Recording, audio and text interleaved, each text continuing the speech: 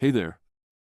Tonight we're exploring one of the most hyped technologies of the 21st century: cryptocurrency and blockchain. But forget everything you've heard about revolutionary decentralization, financial freedom, and the future of money. We're about to discover the reality of how cryptocurrency concepts developed through decades of failed experiments, libertarian extremism, and technical limitations that meant none of these ideas could actually work until computing power advanced enough to make them technically feasible but still economically pointless. If you're enjoying these stories, I'd really appreciate a quick like or subscribe. It helps more than you know.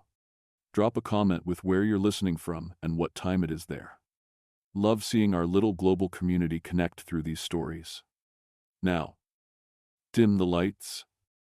Maybe turn on a fan for that soft background hum. And let's ease into tonight's journey together. Congratulations! You've just woken up in a basement somewhere in Silicon Valley during the mid-1990s. And you're attending a cypherpunk mailing list meetup where a dozen libertarian programmers are passionately debating how to create untraceable digital cash that will allow people to evade taxes, buy drugs anonymously, and overthrow government monetary systems through cryptography.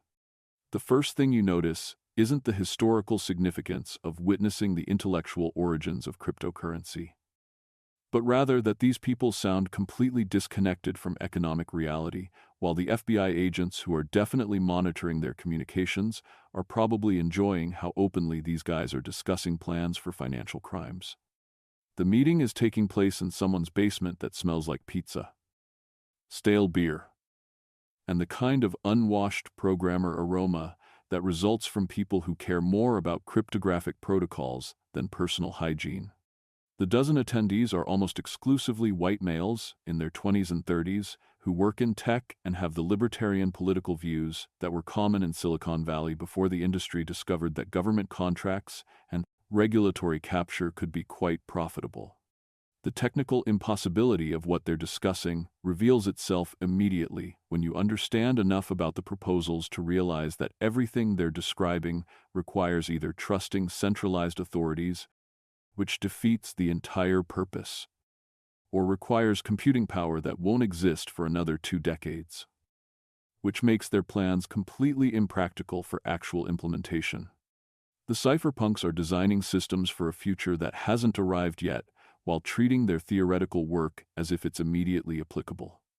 The DigiCash failure that's being discussed involves David Chaum's attempt to create digital cash with cryptographic privacy protections. DigiCash sounds revolutionary in theory, but in practice, it requires users to trust a centralized company to manage the system, which means it's just a payment processor with extra steps. The system has been operational for a few years, but has failed to gain significant adoption because it doesn't actually solve any problems that existing payment systems can't handle better. The centralized control that DigiCash requires completely undermines the cypherpunk ideology of creating systems that don't require trusting authorities. Chaum's company controls the digital cash issuance, manages the cryptographic keys, and can be shut down by regulators, making it fundamentally similar to any other payment company, except with more complicated cryptography that provides privacy protections that most users don't actually need or want. The double spending problem that everyone is obsessing about involves the challenge of preventing people from spending the same digital currency twice without relying on a centralized authority to track transactions. The problem is genuinely difficult and won't be solved for another decade when Bitcoin introduces the blockchain solution that works but is so inefficient that it can barely handle any transaction volume. The computational limits of 1990s technology mean that the cryptographic operations required for the systems being discussed would take minutes or hours per transaction using available hardware. The cypherpunks are designing protocols that assume unlimited computing power, and then being confused about why their implementations are impractically slow. The bandwidth constraints of dial-up internet make distributed systems that require constant communication between nodes completely impractical for any real-world usage. The internet connections that most people have in the mid-90s can barely handle downloading email, let alone participating in distributed consensus protocols that require constant data synchronization across thousands of nodes. The storage explosion that would result from blockchain-style systems, where every participant maintains a complete copy of all transaction history, would quickly exceed available hard drive capacity. The computers in this room have hard drives measured in megabytes or small numbers of gigabytes, making it impossible to store the transaction histories that cryptocurrency systems would eventually generate. The trust requirements that every practical digital cash system ends up needing to demonstrate why the Cypherpunk project is fundamentally flawed. Every proposal eventually requires trusting someone or something. Whether it's a centralized company, a government, or a distributed network of miners who could collude to attack the system. The trustless systems they're trying to design can't actually work because trust is inherent to any system involving value transfer. The libertarian ideology chaos that dominates the cypherpunk worldview reveals that these aren't politically neutral technologists trying to improve payment systems. These are people with extreme anti-government views who see cryptography as a weapon against state power. The ideology shapes their technical work in ways that prioritize ideological purity over practical functionality. The anti-government extremism that permeates cypherpunk discussions includes sovereign citizen arguments about how taxation is theft, claims that government has no legitimate authority, and fantasies about using technology to make state power obsolete. The extremism makes it difficult to have practical conversations about what digital payment systems should actually do, because every discussion gets derailed into political philosophy. The tax evasion obsession reveals that a primary motivation for creating anonymous digital cash is facilitating financial crimes through systems that can't be monitored by tax authorities. The cypherpunks aren't shy about discussing how their technologies could be used to hide income and avoid paying taxes, treating this as a feature rather than acknowledging it as criminal conspiracy. The anarcho-capitalism that provides the philosophical foundation for much cypherpunk thinking involves belief that voluntary exchange can replace government and that all services currently provided by states could be provided more efficiently by private companies competing in free markets. The philosophy sounds compelling to people who haven't thought deeply about market failures, monopoly power, or how societies function, but it's completely disconnected from how actual economies work. The drug market focus that emerges in discussions about use cases for anonymous digital cash demonstrates that cypherpunks understand that their primary market will be people buying illegal substances online. The discussions aren't hypothetical. People are actively planning marketplaces where drugs can be sold anonymously, anticipating what will eventually become Silk Road. The weapons trading that some cypherpunks envision involves using anonymous digital cash to facilitate illegal arms sales without government oversight. The discussions casually contemplate how technology could enable weapons trafficking while treating regulatory attempts to prevent this as oppression rather than reasonable public safety measures. The money laundering applications that digital cash enables are discussed openly as if helping criminals hide the proceeds of their crimes is a neutral technical challenge rather than participation in financial crimes. The cypherpunks seem genuinely unable to understand why governments might object to technologies specifically designed to make money laundering easier. The early scams and failures that preceded Bitcoin demonstrate that digital currency wasn't invented successfully on the first try, but required decades of failed experiments that lost money for early adopters while enriching founders who either incompetently managed their systems or deliberately defrauded users. The e-gold prosecution that's currently unfolding involves a digital currency system that became popular for legitimate transactions, but was also heavily used for money laundering, Ponzi schemes, and child exploitation payment processing.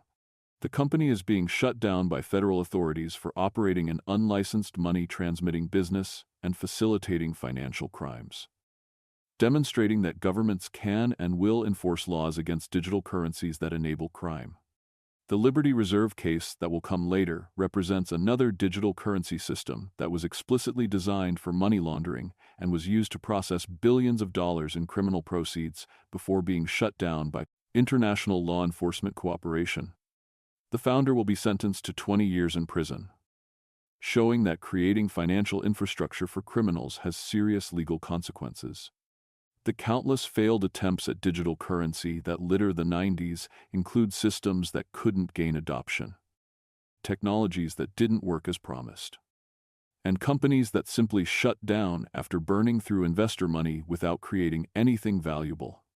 The failures demonstrate that creating successful digital currency is genuinely difficult and that most attempts fail completely. The Ponzi schemes that dress themselves up as digital currency innovations include multi-level marketing operations, where early investors are paid with money from later investors, creating unsustainable systems that eventually collapse and leave most participants with losses.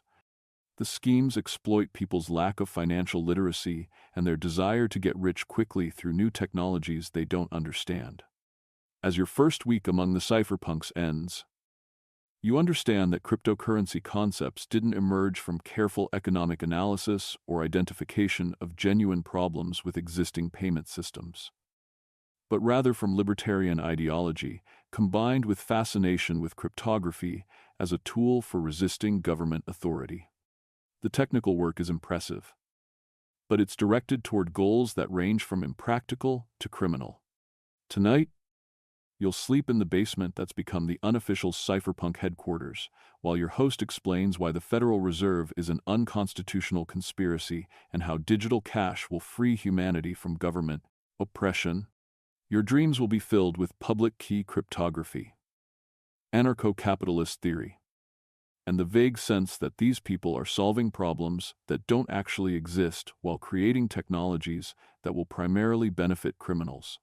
Welcome to the origins of cryptocurrency, where libertarian programmers combined genuinely clever cryptography with politically extreme ideology and created theoretical systems that couldn't work with available technology while planning use cases that were primarily illegal. The revolution they're planning won't arrive for another 15 years. And when it does, it will create more problems than it solves, while enriching early adopters and enabling financial crimes at scales that the cypherpunks never imagined. The basement meetings and mailing list discussions that seem like fringe political movements will eventually spawn technologies that attract billions in investment and create massive environmental damage while solving essentially zero real problems beyond enabling speculation and crime. The idealistic discussions about freedom and privacy will give way to pump and dump schemes, multi-billion-dollar frauds, and technologies that consume entire nations' worth of electricity to maintain databases that could be more efficiently managed with traditional technology.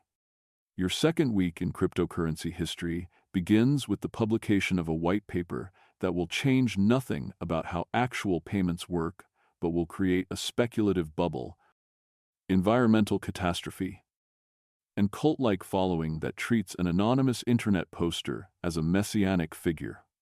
The Bitcoin white paper appears on the cryptography mailing list, and the first thing you notice isn't the technical innovation it describes, but rather how the community immediately begins constructing mythology around an author who won't even reveal their real identity.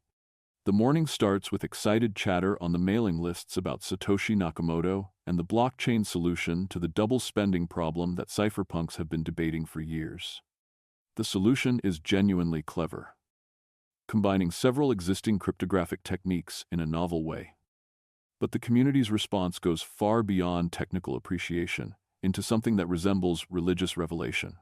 People are treating this white paper like a sacred text that will fundamentally transform human civilization, rather than recognizing it as an interesting but limited solution to a problem that most people don't actually have. The Satoshi mystery worship that immediately develops around Bitcoin's pseudonymous creator reveals how cryptocurrency attracts people who want to believe in messianic figures and revolutionary transformations, rather than engaging with the actual technical and economic limitations of the system being proposed. The fact that no one knows who Satoshi is becomes a feature rather than a bug, allowing people to project their own fantasies onto an anonymous figure who can represent whatever they want him to represent.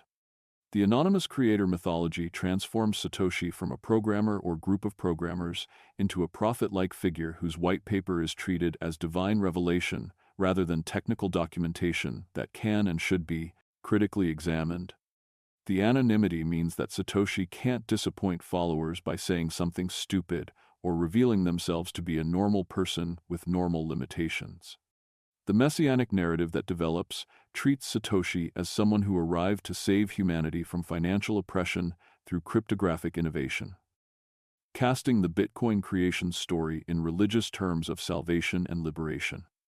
The narrative ignores that Satoshi created a system that's slower, less efficient, and more energy-intensive than existing payment networks while solving no problems that regular people actually experience. The white paper reverence reaches levels where people quote sections of Satoshi's 9-page PDF as if it's scripture rather than a technical proposal that contains several questionable assumptions and design decisions. The reverence prevents critical analysis because questioning Bitcoin's design becomes equivalent to heresy against the founder's vision. The disappearance mythology that emerges when Satoshi stops posting and vanishes from public view completes the messianic narrative by creating a figure who appeared, delivered truth, and then ascended beyond mortal concerns. The disappearance is probably just someone protecting their identity or getting bored with the project, but it's interpreted as deliberate martyrdom or transcendence.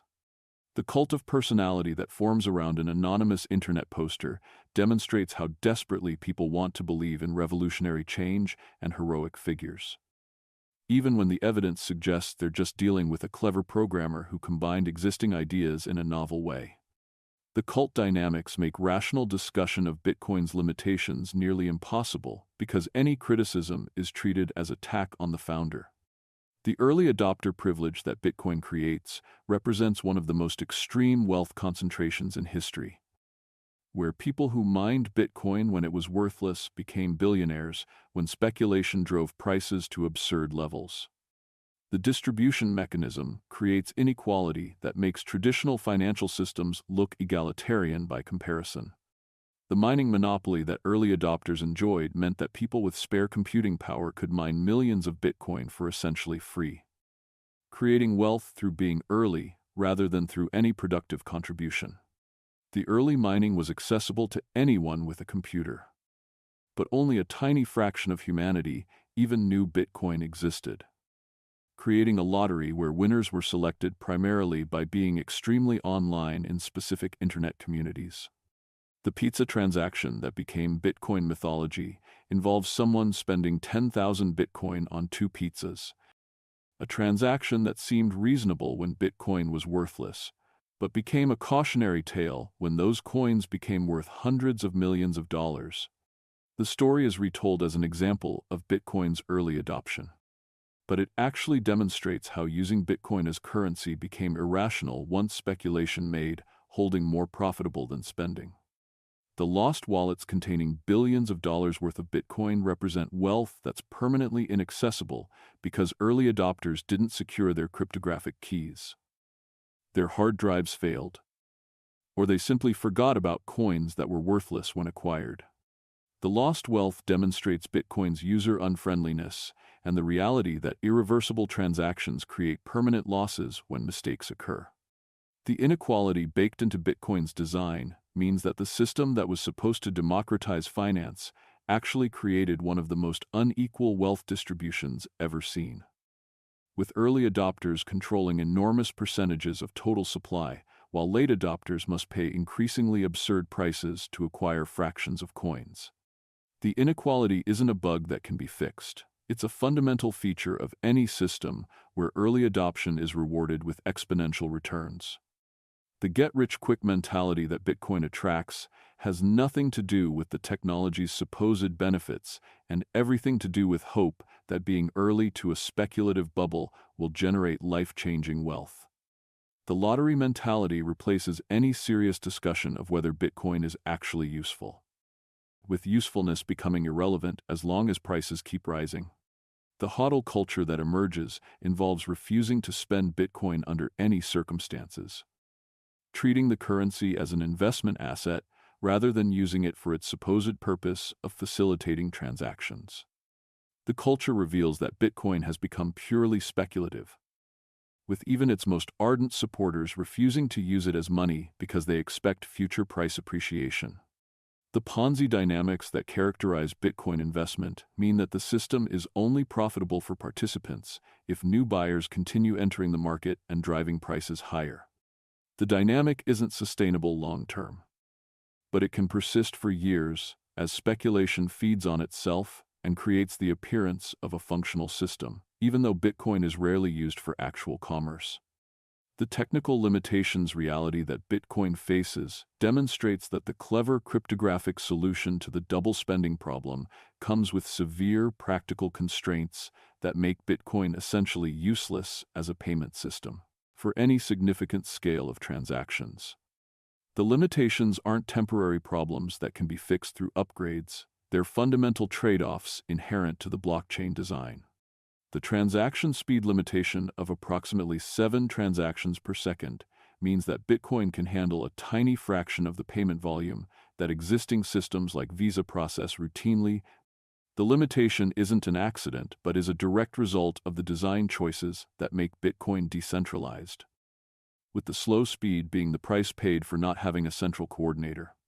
The energy consumption required to maintain Bitcoin's security through proof-of-work mining is absolutely catastrophic from an environmental perspective, consuming as much electricity as entire countries to process a trivial number of transactions.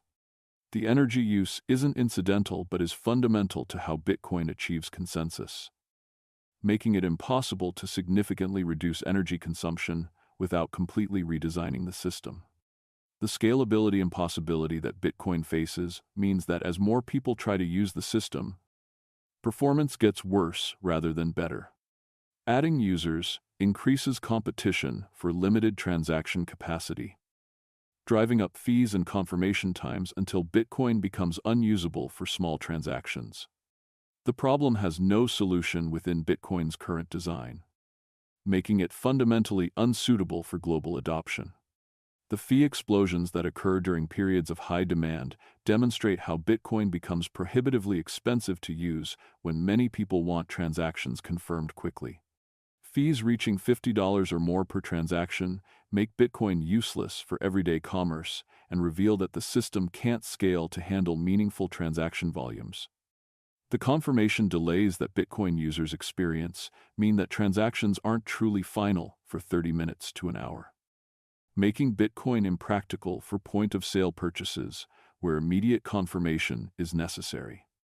The delays are another fundamental trade-off of the decentralized design, where consensus requires time that centralized payment systems don't need.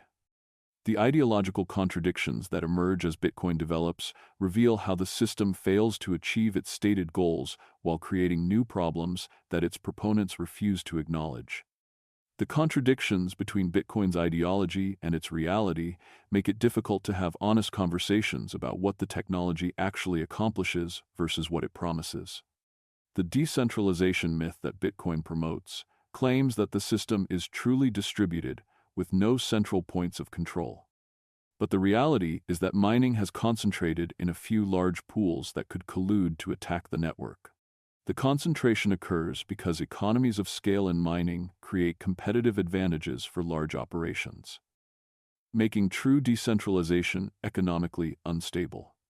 The mining pools that control Bitcoin's transaction processing are centralized entities that could be shut down by governments, could collude to manipulate the network, or could be compromised by attackers seeking to control Bitcoin. The pool concentration means that Bitcoin has recreated the centralized control that it was designed to avoid. Except the centers of power are mining operations rather than banks. The trustless illusion that Bitcoin claims to provide suggests that users don't need to trust anyone to use the system. But the reality is that most people use exchanges and wallet services that require just as much trust as traditional financial institutions. The trustless property only applies if you run your own node and manage your own keys, which almost no one does because it's too technically complex. The exchange trust requirements that most Bitcoin users face mean that they're trusting centralized companies with their funds. creating single points of failure that have resulted in billions of dollars in losses when exchanges are hacked or engage in fraud. The exchanges are often less regulated and less secure than traditional banks, making Bitcoin require more trust rather than less. The censorship resistance that Bitcoin promises suggests that no one can prevent you from making transactions. But governments have proven quite capable of blocking exchanges, arresting Bitcoin users, and making it difficult to convert cryptocurrency to usable currency. The resistance only matters if you can actually use Bitcoin. And governments can make that practically impossible without directly attacking the blockchain. The financial freedom narrative that Bitcoin promotes claims it liberates people from government control of money. But the reality is that Bitcoin has created new intermediaries in the form of exchanges, wallet providers, and mining pools that wield significant power over users. The freedom is illusory because most people can't use Bitcoin without relying on these intermediaries. As your second week in Bitcoin history ends, you understand that cryptocurrency didn't solve the problems it claimed to address, but instead created a speculative asset that attracted cult-like devotion while consuming enormous resources and creating new forms of financial inequality. The technology works in a technical sense, but it fails at being a currency, a store of value, or a useful addition to the financial system. Tonight, you'll sleep while Bitcoin mining operations around the world consume electricity that could power cities, all to maintain a database that processes fewer transactions per second than a single bank branch handled in the 1970s. Tomorrow will bring more claims that Bitcoin is the future of money. More people buying coins they don't understand, hoping to get rich.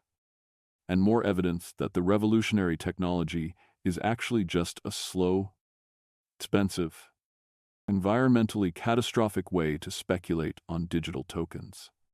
The Bitcoin revolution that was supposed to democratize finance has instead created a system where early adopters became absurdly wealthy through pure luck, where using the currency as currency makes no economic sense, and where the primary use cases are speculation and crime. The future of money looks a lot like a slower, less efficient version of the past, except with more energy consumption and more opportunities for fraud. Your third week in cryptocurrency history begins with the realization that Bitcoin's success at creating speculative mania has inspired thousands of imitators who've discovered that you can raise enormous amounts of money by promising revolutionary blockchain applications without ever having to deliver working products.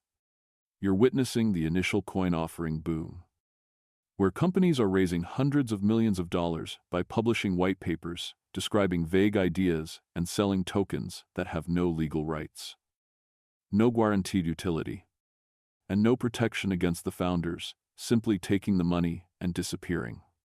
The morning starts with news that a project called DentaCoin, which claims to be creating cryptocurrency specifically for the dental industry, has just raised millions of dollars from investors who apparently believe that dentists need their own blockchain-based token rather than simply accepting existing payment methods that work perfectly fine.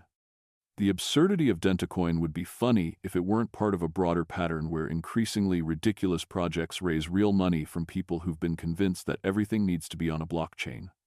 The 2017 ICO mania that you're witnessing represents one of the most brazen periods of financial fraud in modern history, where companies discovered they could raise more money than traditional venture capital by marketing directly to retail investors who lacked the expertise to evaluate whether projects made any sense. The mania creates an environment where skepticism is dismissed as missing out on the future, while critical thinking is replaced by fear of not getting rich.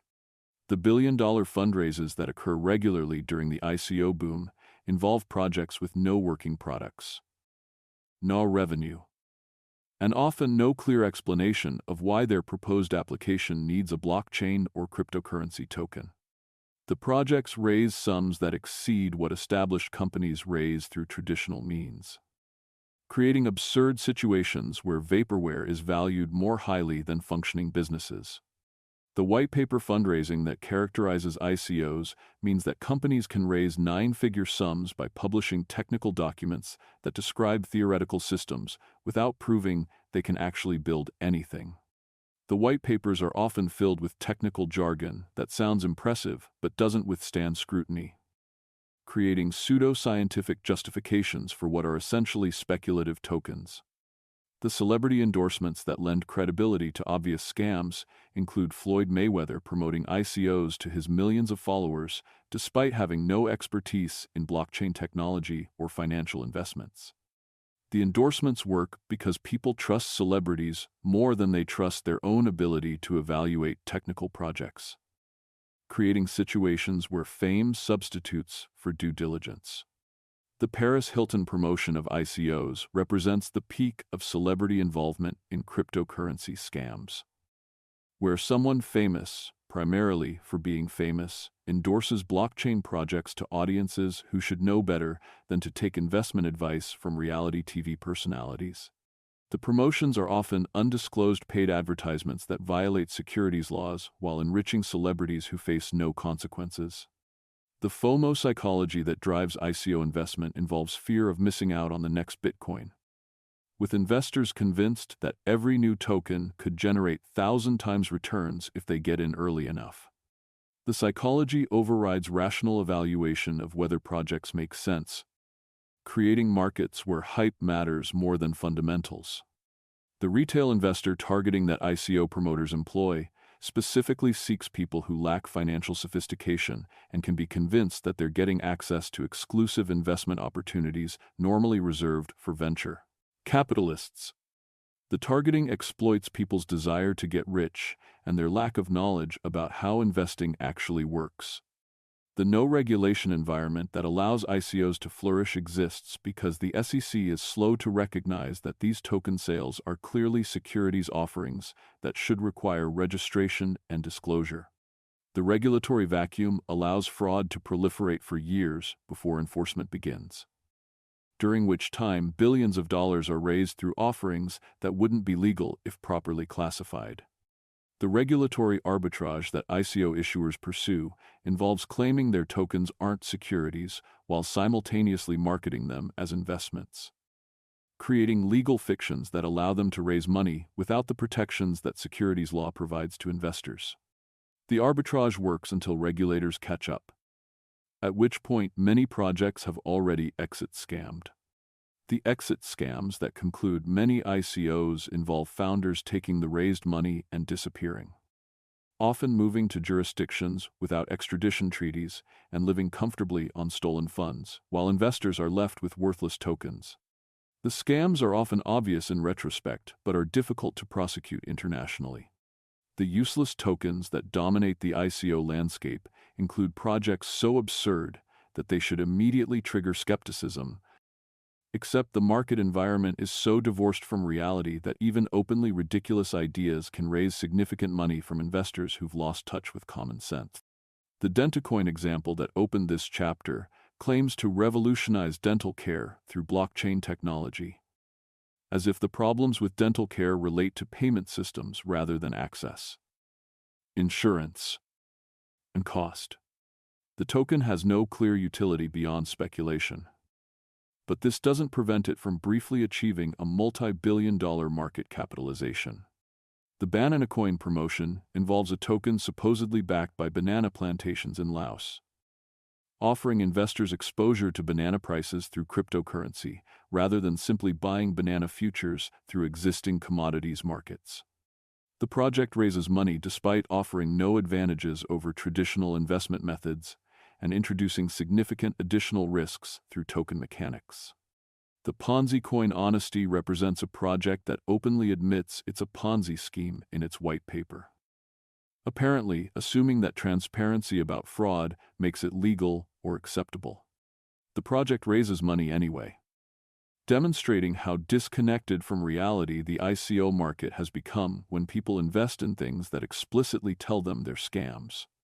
The food token proliferation includes Pizza Coin, Burger Coin, Bacon Coin, and countless other cryptocurrency tokens named after food items with no clear utility beyond branding. The tokens exist purely for speculation, with no reason for restaurants to accept them, instead of regular payment methods that customers actually have. The no utility problem that affects most ICO tokens reveals that projects are creating cryptocurrencies to solve problems that don't exist or that could be better solved without blockchain technology. The tokens are designed to create investment opportunities rather than to serve genuine use cases, making them purely speculative assets. The pump and dump schemes that characterize token trading involve coordinated manipulation where groups buy tokens to drive up prices, promote them heavily to attract new buyers, then sell at peaks while late investors are left holding bags. The schemes are illegal in regulated markets but are rampant in cryptocurrency because enforcement is limited. The Telegram coordination of pump and dumps involves private groups where manipulators organize campaigns to target specific tokens, sharing information about when to buy and when to sell to maximize profits at the expense of people outside the group. The coordination demonstrates the market manipulation that occurs constantly in cryptocurrency trading. The exchange hacks and theft that plague cryptocurrency create situations where investors lose money not just from bad investments, but from the platforms they're forced to use to trade tokens. The hacks reveal the security incompetence and insider theft that characterize cryptocurrency exchanges. The Mt. Gox collapse that predates the ICO boom but establishes patterns represents the largest exchange failure in cryptocurrency history. With 850,000 Bitcoin disappearing from what was once the world's largest Bitcoin exchange. The collapse is attributed to hacking, but evidence suggests insider theft and incompetent management played major roles. The missing Bitcoin from Mt. Gox was worth hundreds of millions at the time and would be worth billions at later prices, representing customer funds that disappeared with minimal consequences for the exchange operators. The collapse demonstrates how centralized points of failure undermine cryptocurrency's claimed decentralization benefits. The countless exchange failures that follow Mt. Gox include hundreds of platforms that shut down, get hacked, or simply steal customer funds with owners disappearing to locations where they can't be prosecuted. The failures show that cryptocurrency exchanges are often less trustworthy than regulated financial institutions. The no insurance protection that characterizes cryptocurrency means that, unlike bank accounts with FDIC insurance, money lost from exchange hacks or theft is simply gone forever with no mechanism for recovery. The lack of insurance creates enormous risk for anyone holding cryptocurrency on exchanges. The insider theft at exchanges involves employees stealing customer funds or manipulating markets using inside information about trading activity and security vulnerabilities. The theft is difficult to detect and prosecute, creating environments where exchange insiders can steal with minimal consequences. The security incompetence that many exchanges display includes storing customer funds in internet-connected hot wallets vulnerable to hacking, using weak passwords for administrative accounts, and failing to implement basic security practices that any competent technology company would consider mandatory. The regulatory crackdown that eventually arrives represents belated recognition by securities regulators that ICOs are obviously illegal securities offerings that have been operating openly while defrauding investors. The enforcement begins years too late, but eventually shuts down many projects and prosecutes some founders. The SEC enforcement actions that begin targeting ICOs include cease and desist orders, fines, and criminal prosecutions of founders who raised money through unregistered securities offerings. The enforcement establishes that calling something a utility token doesn't exempt it from securities law if it's marketed as an investment. The criminal prosecutions that result from ICO fraud send some founders to prison for securities fraud, wire fraud, and money laundering. The prosecutions establish legal precedents that make future ICOs riskier for issuers but do nothing to compensate investors who lost money to earlier scams. The international coordination among regulators eventually develops as countries realize that cryptocurrency fraud is a global problem requiring cross-border cooperation. The coordination leads to shutdown of major scams and arrests of founders who thought they could hide in crypto-friendly jurisdictions. The investor losses from the ICO boom reach into tens of billions of dollars as tokens lose 99% or more of their value when speculation ends and reality intrudes. The losses represent wealth destruction on massive scales, as retail investors discover that most tokens they bought are worthless. The market crash that begins in early 2018 destroys the ICO market as prices collapse and investor enthusiasm evaporates. The crash reveals that most tokens had no fundamental value and were sustained purely by speculation that couldn't continue indefinitely. As your third week ends, you understand that the ICO boom represents not innovation in fundraising, but a period of mass fraud where thousands of projects stole billions from investors by exploiting regulatory gaps and investor greed. The boom demonstrates how cryptocurrency's lack of oversight enables scams at scales impossible in regulated markets. Tonight, you'll sleep while the tokens you've watched get promoted lose another 10% of their value, while exchange hacks steal another $100 million. And while regulators slowly wake up to fraud that's been operating openly for years. Tomorrow will bring more absurd token launches, more exit scams, and more evidence that cryptocurrency's primary innovation is finding new ways to separate fools from their money. The ICO apocalypse reveals that when you combine lack of regulation with financial greed and technical complexity that most people don't understand, you create perfect conditions for fraud to flourish at unprecedented scales. While victims blame themselves for not getting rich rather than recognizing they were marks in elaborate scams. Your fourth week in cryptocurrency history begins with the discovery that the industry has somehow found ways to make the ICO scam era look rational by comparison. You're witnessing the simultaneous rise of NFTs, where people are paying hundreds of thousands of dollars for ugly computer-generated monkey pictures, and DeFi, where complex financial instruments are being built on top of cryptocurrency with predictable results involving billions in losses. Protocol exploit, and algorithmic stablecoins that turn out to be neither stable nor coins.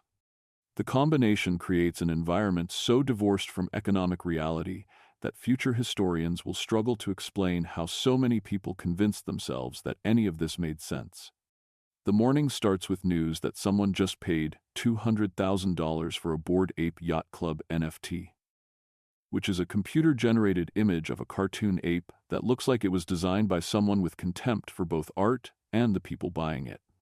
The purchaser is celebrating their acquisition on Twitter, while dozens of people point out that anyone can right-click and save the exact same image for free. To which NFT enthusiasts respond with explanations about ownership and scarcity that reveal they don't understand either concept. The NFT bubble insanity that you're witnessing represents peak cryptocurrency absurdity, where the technology that was supposed to revolutionize money has instead created a market for digital receipts that point to JPEGs stored on servers that could disappear at any moment. The NFT craze demonstrates how speculative mania can convince people to pay enormous sums for things with no intrinsic value, based purely on hope that someone else will pay even more. The Bored Apes phenomenon involves a collection of 10,000 computer-generated monkey images created using an algorithm that randomly combines different traits like hats, expressions, and backgrounds. The images are deliberately ugly in a way that's supposed to be ironic or edgy, but they mostly just look bad while serving as status symbols for cryptocurrency speculators who want to signal that they have money to waste. The $200,000 purchases that occur regularly during the NFT peak represent people paying life-changing amounts of money for profile pictures that they don't even legally own in most meaningful senses. The NFT gives them a blockchain receipt saying they own the token, but the actual copyright and reproduction rights typically remain with the creators, making the ownership claim essentially meaningless. The right-click save argument that NFT critics make points out that digital images can be perfectly copied for free, making NFT ownership equivalent to owning a receipt for something that everyone can have identically. NFT enthusiasts respond that you don't own the real one. revealing that they've reinvented artificial scarcity for things that are inherently non-scarce. The ownership confusion that characterizes NFT discussions involves people not understanding that buying an NFT typically doesn't grant copyright, doesn't prevent others from using the image, and doesn't even guarantee the image will remain accessible because most NFTs store images on centralized servers rather than on blockchains. The token is just a database entry, saying you paid for a link to a JPEG. The wash trading that inflates NFT prices involves people selling NFTs to themselves through different wallets to create the appearance of market activity and rising prices. The wash trading is obvious to anyone analyzing blockchain transactions, but fools casual observers who see sale prices and assume there's genuine demand. The self-sales that manipulate markets involve sending NFTs between wallets you control and paying yourself to establish sale prices that are then used to justify valuations. The practice is clearly market manipulation, but is common in NFT markets because oversight is minimal, and many participants are either complicit or too unsophisticated to recognize what's happening. The celebrity scams that give NFTs credibility involve famous people launching NFT projects, promoting them to their followers, then watching as prices collapse while they've already cashed out. The scams follow predictable patterns, where celebrities with no blockchain expertise suddenly become enthusiastic about NFTs right before launching projects that make them money. The Paris Hilton NFT promotion represents her second appearance in cryptocurrency scams. Having apparently learned nothing from the ICO era, except that promoting crypto scams to her followers is profitable, regardless of how many of them lose money. The promotion involves her showing an NFT on national television and describing it as valuable, while failing to disclose her financial relationships with the projects she promotes. The environmental disaster that NFTs represent involves using blockchain systems that consume enormous energy to create receipts for JPEGs, making NFTs possibly the most environmentally destructive way ever devised to own digital images. A single NFT transaction can use more electricity than an average household uses in a month, all to record ownership of a monkey picture. The energy waste calculations for NFTs show that the environmental cost of creating and trading NFTs far exceeds any possible benefit from the ownership records they create. The calculations reveal that NFTs are burning the planet for no purpose beyond speculation and status signaling. The market collapse that eventually comes sees NFT prices fall 99% or more as speculative mania ends and people realize they paid enormous sums for things with no utility and no intrinsic value. The collapse leaves holders with worthless tokens and expensive lessons about the dangers of following hype. The worthless JPEGs that remain after the bubble show that most NFTs have zero resale value once speculation ends, with sellers unable to find buyers at any price for images that briefly sold for hundreds of thousands.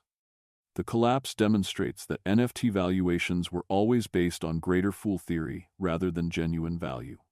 The DeFi broken promises that characterize decentralized finance involve claims that complex financial instruments can be built on blockchains to replace traditional finance, ignoring that traditional finance is regulated precisely because unregulated financial systems inevitably produce disasters like the ones DeFi is creating. The decentralized finance concept suggests that smart contracts can eliminate intermediaries from financial services. But the reality is that DeFi has created new intermediaries who are less accountable, less competent, and more likely to steal than traditional financial institutions. The decentralization is largely illusory because most DeFi protocols have centralized control despite marketing themselves as autonomous. The yield farming that DeFi promotes involves lending cryptocurrency to earn interest rates that seem impossibly high because they are impossibly high and are only sustainable as long as new money keeps entering the system. The yields are often paid in tokens that protocols create from nothing, making the high rates meaningless when tokens lose value.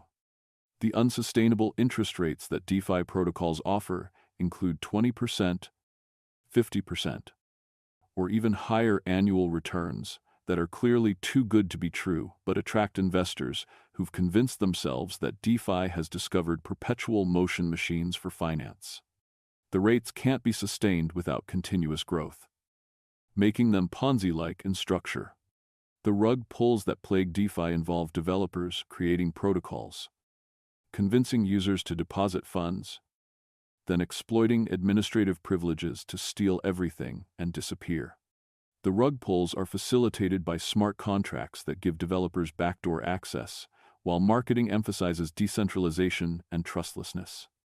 The locked fund theft that occurs regularly involves users depositing cryptocurrency into DeFi protocols that are designed specifically to enable theft, with developers waiting until enough value accumulates before triggering functions that transfer everything to wallets they control. The theft is often technically legal because users agreed to smart contract terms they didn't understand. The smart contract exploits that drain millions from DeFi protocols involve hackers finding bugs in code that was supposed to be secure and using those bugs to steal funds. The exploits demonstrate that smart contracts are extremely difficult to secure, and that code audits don't prevent vulnerabilities from being exploited by sophisticated attackers. The code vulnerability discoveries that lead to hacks often involve subtle logical errors or unexpected interactions between different protocol components. The vulnerabilities wouldn't matter in traditional finance, where transactions can be reversed. But on blockchains, they result in permanent, irreversible theft of millions. The impermanent loss that liquidity providers experience in DeFi represents one of many confusing mechanisms that cause users to lose money in ways they don't understand until after they've lost it. Impermanent loss occurs when providing liquidity to automated market makers, with the loss being neither impermanent nor clearly explained to users before they participate. The complexity that hides scams in DeFi involves creating systems so complicated that users can't understand how they work or evaluate whether they're legitimate. The complexity serves as camouflage for mechanisms that systematically extract value from users while making it difficult for them to understand why they're losing money. The stablecoin instability that destroys billions in value demonstrates that algorithmic attempts to maintain stable cryptocurrency prices are fundamentally flawed and prone to catastrophic failure when market conditions create death spirals that algorithms can't prevent. The Terra Luna collapse that occurs in a matter of days destroys $40 billion in value when the algorithmic stablecoin UST loses its peg to the dollar and enters a death spiral that the protocol's mechanisms can't stop. The collapse demonstrates that algorithmic stablecoins don't work when tested by market stress. The death spiral dynamics that destroy Terra involve the stablecoin losing its peg, which triggers mechanisms that create more Luna tokens to restore the peg, which devalues Luna and creates more panic, which causes more selling, creating a feedback loop that destroys both the stablecoin and the backing token. The dynamics were predictable to anyone who understood the system, but were ignored during the bubble. The Tether controversy that persists involves the largest stablecoin claiming to be backed one-to-one by dollars, but refusing to provide audits that would verify the backing exists. The controversy creates systemic risk because Tether's collapse would likely trigger broader cryptocurrency market crashes. The unbacked stablecoin concerns suggest that Tether may not have sufficient reserves to redeem all tokens, making it a fractional reserve system at best or an unbacked fraud at worst. The concerns are supported by Tether's history of misleading statements about its reserves and its refusal to submit to comprehensive audits. The bank-run dynamics that threaten stablecoins occur when users lose confidence and try to redeem tokens simultaneously, creating situations where even partially backed stablecoins can't meet withdrawal demands. The dynamics mirror traditional bank runs except without FDIC insurance or central bank support. The contagion effects that spread through crypto when one stablecoin fails demonstrate how interconnected the system is and how failure of one component can trigger cascading failures throughout the ecosystem. The contagion shows that cryptocurrency markets are fragile and prone to systemic collapse despite claims of decentralization, reducing correlation The crypto winter reality that follows the collapse of Terra and other major protocols sees values plummet as speculative enthusiasm evaporates and reality intrudes on unsustainable business models. The winter reveals how many projects were only viable during bubble conditions and collapse when speculation ends. The FTX collapse that represents the largest fraud in cryptocurrency history involves Sam Bankman-Fried using customer deposits from his exchange to make risky bets through his trading firm. Losing billions and creating a shortfall he tried to hide until a bank run forced FTX into bankruptcy. The collapse shows that centralized exchanges can commit fraud at scales that make traditional financial scandals look small. The customer fund theft that FTX engaged in violates basic principles of financial custody, but occurred because cryptocurrency exchanges operate without the regulatory oversight that prevents similar theft in traditional finance.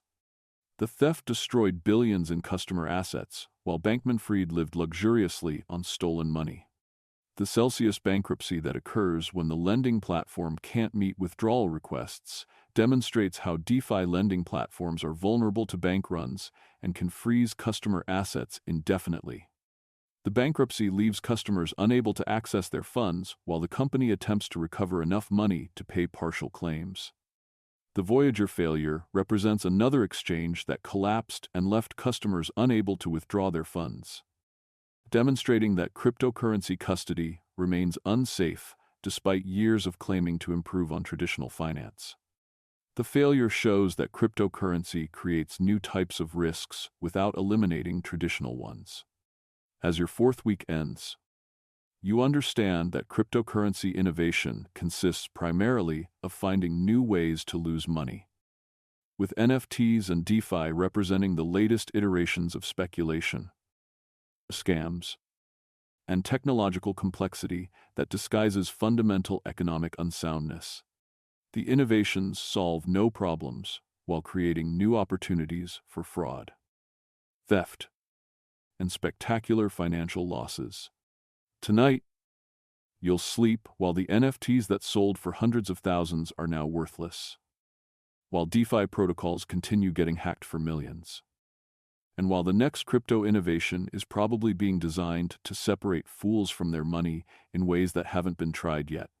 Tomorrow will bring more evidence that cryptocurrency's primary innovation is marketing speculation as revolution. Your fifth and final week doesn't begin in the cryptocurrency fever dreams of ICOs and NFTs, but in the present day, where you've returned from your journey through crypto history with a completely transformed understanding of how blockchain technology, after 15 years of development, billions in investment, and countless claims about revolutionizing everything from supply chains to healthcare, has failed to solve any real-world problems better than existing technology while creating massive environmental damage and enabling unprecedented financial fraud.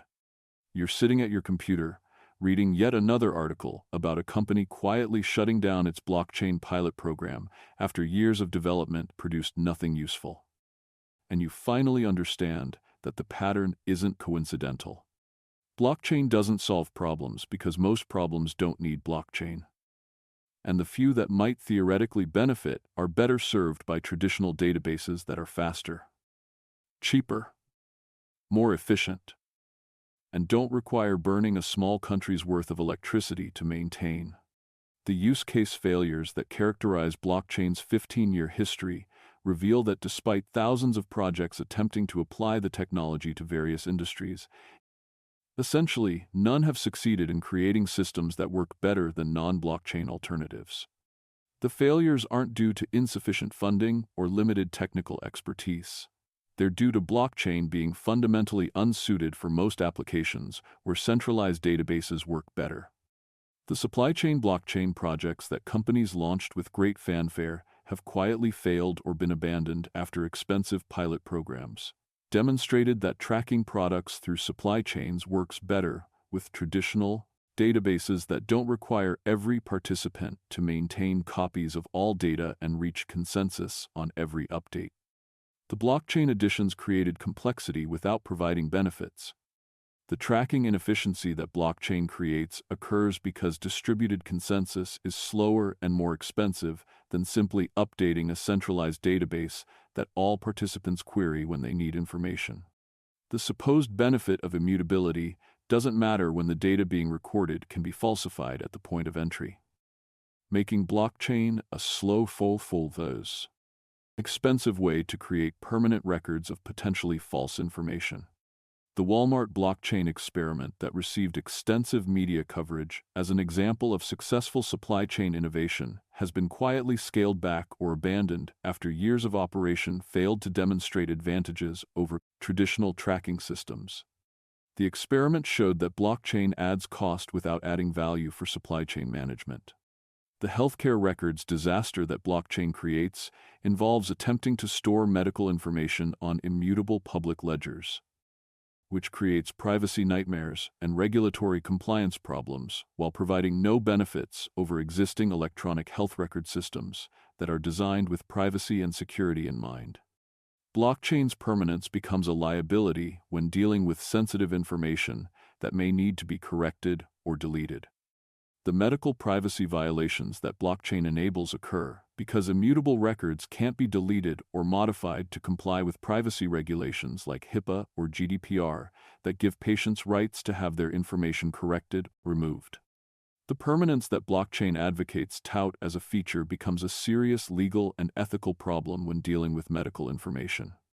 The interoperability failure that blockchain creates happens when different healthcare providers use different blockchain systems that can't communicate with each other, recreating the fragmentation problems that electronic health records already face while adding blockchain's inefficiencies.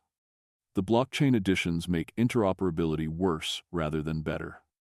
The voting system's catastrophe that blockchain proposals would create involves putting election infrastructure on technology that's proven vulnerable to exploits, attacks, and technical failures, while creating new attack surfaces for adversaries seeking to manipulate elections.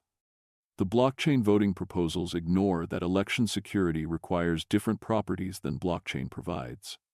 The vote verification impossibility that blockchain creates occurs because voters can't verify that their votes were recorded correctly without either sacrificing secret ballot protections or creating systems so complex that they're unusable by average voters. The blockchain adds technical complexity without solving fundamental challenges of secure voting. The security researchers' consensus against blockchain voting reflects expert understanding that putting elections on blockchain would make them less secure rather than more secure, creating new vulnerabilities while not addressing the actual challenges of election security. The research shows that blockchain voting is a solution in search of a problem that doesn't exist. The identity management failure that blockchain creates involves attempting to build self-sovereign identity systems that give individuals control over their credentials, ignoring that identity only has value when trusted third parties verify it, and that blockchain doesn't solve the verification problem. The blockchain adds complexity without addressing why identity management is difficult.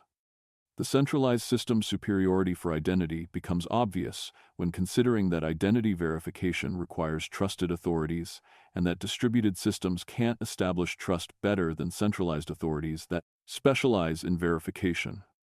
The blockchain adds steps without improving outcomes. The corporate blockchain abandonment that's occurring across industries represents companies finally admitting that years of blockchain experiments produced nothing useful, and that continuing to invest in the technology is throwing good money after bad. The abandonment happens quietly to avoid admitting that executives were fooled by hype. The IBM blockchain shutdown that occurs with minimal announcement represents one of the highest-profile corporate blockchain failures, with IBM having invested heavily in blockchain consulting and development only to quietly wind down operations when no paying customers could be found for technology that didn't work better than alternatives. The shutdown demonstrates that even major corporate backing can't make blockchain useful if it doesn't solve real problems. The enterprise experiment, failures across industries show that companies attempted blockchain projects in finance, logistics, healthcare, government, and countless other sectors. And essentially, none produced systems that justified continued investment beyond pilot programs. The failures follow a pattern where initial enthusiasm gives way to recognition that blockchain doesn't provide advertised benefits. The pilot programs that never scale represent the typical blockchain project lifecycle, where companies invest in proof-of-concept demonstrations that technically work but provide no advantages over existing systems and are abandoned when scaling would require real investment in technology that doesn't justify its costs. The buzzword exhaustion that companies experience leads to quiet removal of blockchain references from marketing materials and investor presentations. As executives realize that associating with the technology has become more embarrassing than impressive, the exhaustion reflects recognition that blockchain became a punchline rather than a revolution.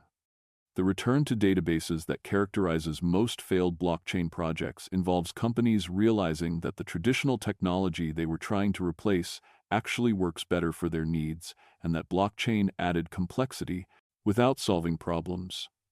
The return validates that existing solutions are often superior to hyped alternatives. The environmental catastrophe that blockchain creates represents perhaps its most undeniable failure.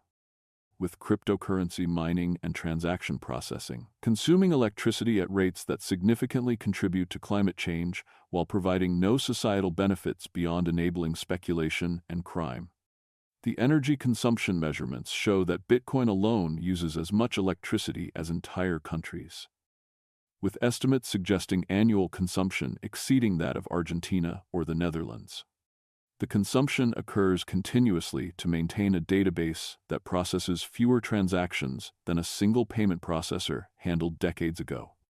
The country's worth of electricity being consumed for cryptocurrency mining demonstrates that blockchain's environmental cost far exceeds any possible benefit, making it perhaps the most environmentally destructive technology ever created relative to its utility.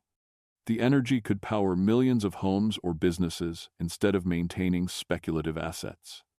The e-waste problem that cryptocurrency creates involves mining hardware that becomes obsolete within months as difficulty increases, generating enormous quantities of electronic waste that contains toxic materials and is difficult to recycle. The waste represents environmental damage beyond the electricity consumption. The hardware obsolescence that mining creates means that specialized chips designed specifically for cryptocurrency mining become worthless when newer generations are released, creating incentives for constant hardware upgrades that generate waste. The obsolescence is built into cryptocurrency economics and can't be eliminated without changing fundamental system designs. The carbon emissions from cryptocurrency exceed those of many industries, while providing no societal benefit, making cryptocurrency possibly the most unjustifiable source of greenhouse gas emissions in existence. The emissions accelerate climate change for no purpose beyond enabling speculation. The water usage that cryptocurrency mining requires for cooling data centers adds another environmental cost that's often overlooked in energy consumption calculations. The water consumption occurs in regions that may already face water scarcity, creating additional environmental stress. The no environmental benefit reality reveals that cryptocurrency provides no offsetting environmental advantages to justify its enormous ecological cost. Unlike industries that consume resources to produce goods or services that people need, cryptocurrency consumes resources purely for speculation and crime facilitation. The 15 years of failure that blockchain has accumulated since Bitcoin's creation demonstrate that the technology isn't suffering from immaturity or insufficient development time, but is fundamentally unsuited for most applications where it's been attempted. The track record suggests that blockchain's limitations are inherent rather than temporary. As your final week ends, you understand that blockchain's journey from revolutionary technology to failed experiment demonstrates how hype can sustain investment in useless technology for years before reality forces acknowledgement that the emperor has no clothes. The technology that was supposed to revolutionize everything has instead revolutionized nothing while consuming enormous resources and enabling massive fraud. Tonight, you'll You'll sleep in a world where companies are quietly abandoning blockchain projects, where cryptocurrency continues consuming electricity that could power cities, and where the next technological hype cycle is probably already beginning to attract investment that will eventually be recognized as wasted. Tomorrow will bring more articles about blockchain pilot programs being shut down, more evidence that the technology solved no problems, and more cryptocurrency scams targeting people who still believe the hype. The blockchain that solved nothing reveals that technological innovation requires more than clever cryptography and distributed systems. It requires solving actual problems better than existing solutions. Blockchain fails this test comprehensively while creating enormous environmental damage and enabling financial crime at unprecedented scales. Sweet dreams of a future where we recognize technological limitations honestly instead of sustaining hype through billions in wasted investment. Where environmental costs are considered before deploying wasteful technologies. And where financial regulation prevents the kinds of fraud that cryptocurrency enables. The lesson from blockchain's failure is that not every problem needs a technological solution, and that sometimes the old ways work better than hyped alternatives. The sleepy origins of cryptocurrency concepts reveal that the technology emerged from libertarian political ideology rather than identified needs. Developed through years of failed experiments that should have revealed its limitations. And persisted through hype and speculation long after it became clear that blockchain solves essentially no real problems, while creating massive environmental damage and enabling unprecedented financial fraud. The volunteers and investors who believed in cryptocurrency's promises lost billions to scams, hacks, and speculative collapse, while early adopters became wealthy through luck rather than value creation. The technology that was supposed to democratize finance instead concentrated wealth in early adopters, enabled crime, and accelerated climate change while solving zero problems that actually needed solving. The revolution that never came demonstrates that technological change requires providing genuine improvements over existing systems rather than simply being new and complicated. Blockchain is slower, more expensive, less efficient, and more environmentally destructive than the databases it claims to replace, making it a cautionary tale about how hype can sustain investment in fundamentally flawed technology for far longer than rational analysis would suggest possible.